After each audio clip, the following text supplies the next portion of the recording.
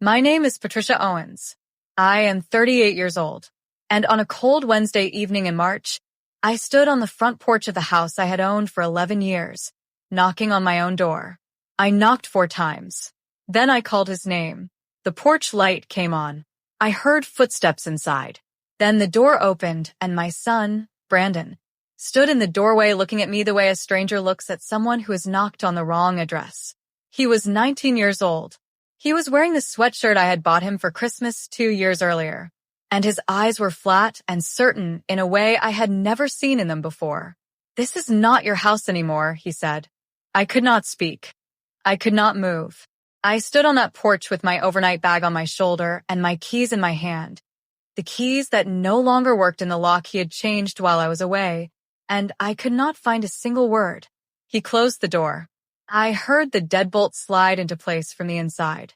That night, I slept in my car in the parking lot of a Walmart 3 miles away. The temperature dropped to 31 degrees. I ran the engine for warmth until I was afraid to run it anymore, and then I sat in the cold, and I did not sleep at all.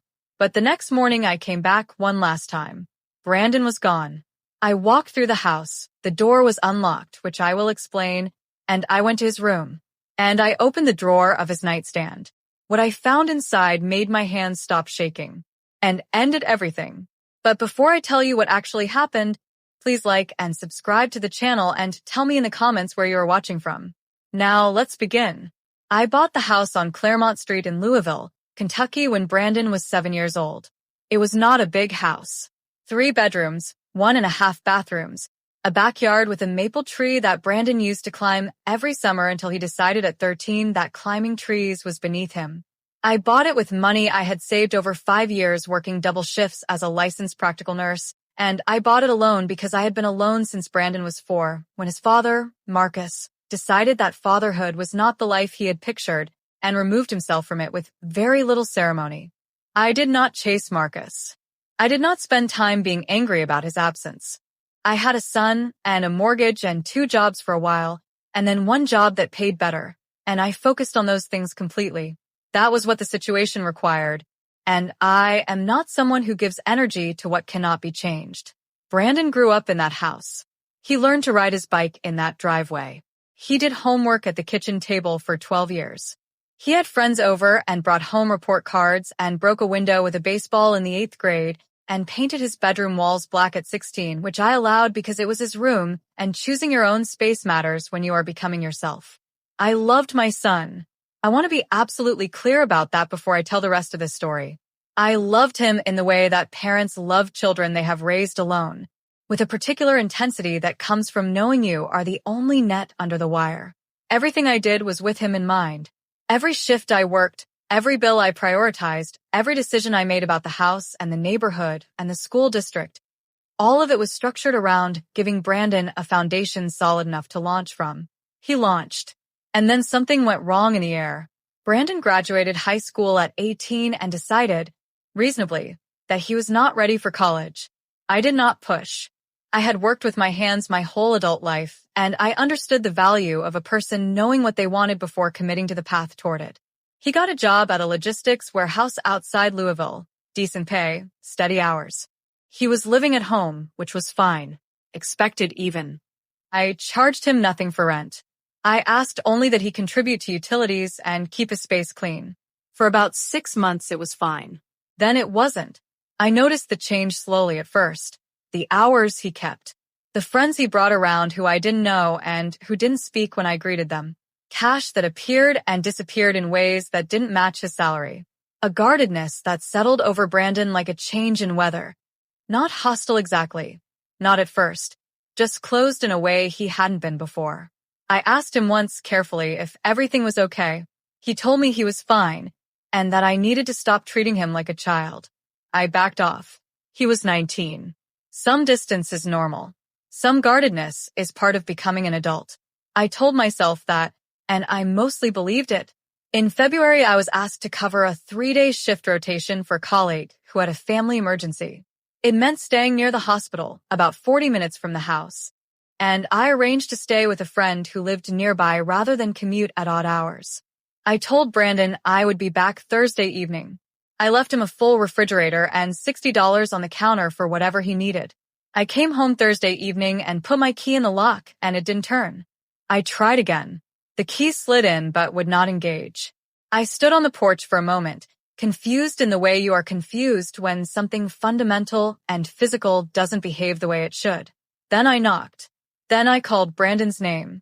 And then the door opened, and my son told me the house was not mine anymore and closed the door in my face. I have thought many times about what I felt standing on that porch. I think the honest answer is that I felt nothing at first. The thing was too large to feel immediately. It required time to settle into comprehension. By the time I was sitting in my car in the Walmart parking lot, comprehension had arrived fully. And what I felt then was not anger, which surprised me. It was something quieter and heavier. Something that had to do with the maple tree in the backyard and 12 years of homework at the kitchen table and a broken window replaced without drama because accidents happen and you move forward.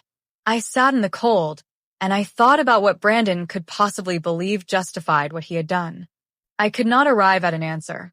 I also thought practically and with the part of my brain that has kept me functional through every difficulty of my adult life about what I was going to do next. The house was mine. My name was on the deed. My name was on the mortgage. Brandon had no legal standing to change the locks or to tell me I could not enter my own property. I knew this. But I also knew that calling the police on my own son at 10 o'clock at night was a door I wanted to be certain about before I opened it. Some doors, once opened, changed the shape of things permanently. I decided to wait until morning, to come back when I was calm, to try one more time to understand what was happening before I moved to anything official. I arrived back at the house at 8 the next morning. Brandon's car was gone. The front door, when I tried it, was unlocked. He had left in a hurry, apparently, and not secured the deadbolt. I walked inside. The house looked mostly the same. Kitchen unchanged. Living room unchanged. My own bedroom untouched. Whatever Brandon had intended by changing the locks, he had not yet acted further on it. I stood in the hallway for a moment. Then I walked to his room. I want to explain why I opened the drawer. It was not to invade his privacy in the ordinary sense. It was because I had spent a cold night in a parking lot outside a house I owned after my son told me it was not mine anymore, and I needed to understand what had happened to him, what had happened to us. I needed something concrete that I could look at and make sense of. I opened the nightstand drawer. There were 3 things inside. The first was a folded piece of paper. I opened it. It was handwritten, not Brandon's handwriting. A name at the top that I didn't recognize. Below the name, an address. Below the address, a number with a $sign in front of it that made my breath catch. It was more money than Brandon made in 4 months at the warehouse. The second thing was a phone I had never seen before. Not Brandon's regular phone, a second one, a prepaid model, the kind that does not connect to an account or a name. The third thing was a business card, plain white, a name printed in the center, the same name from the folded paper, and a single line below it that read, Property Acquisitions Consultant.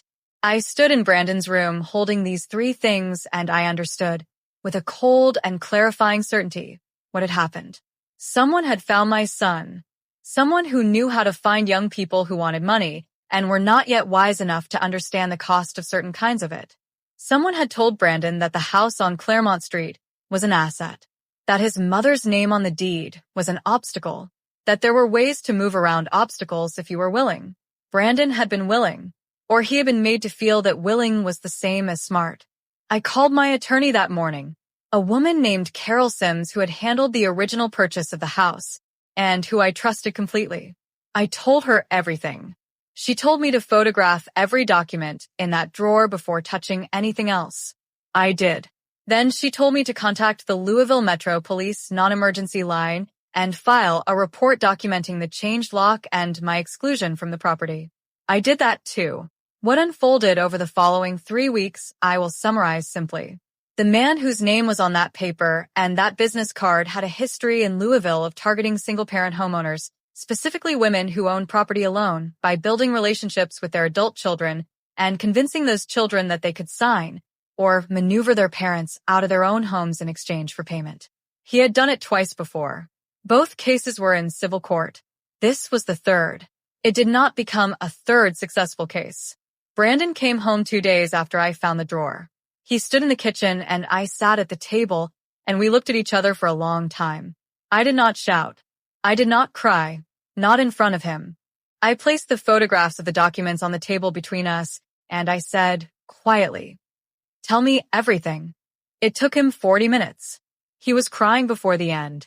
The man had approached him at the warehouse, had spent 6 weeks building what Brandon believed was a friendship and a business opportunity, had told him the plan was legal, that I would be compensated, that it was simply a restructuring.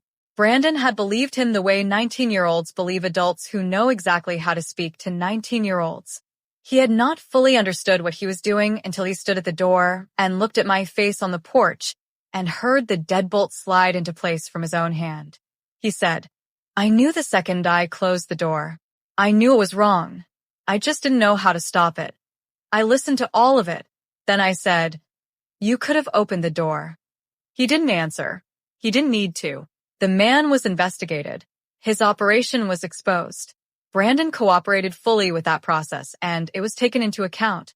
There are no criminal charges against my son. There is, between us, a damage that is being repaired slowly and carefully, the way structural damage to a house is repaired.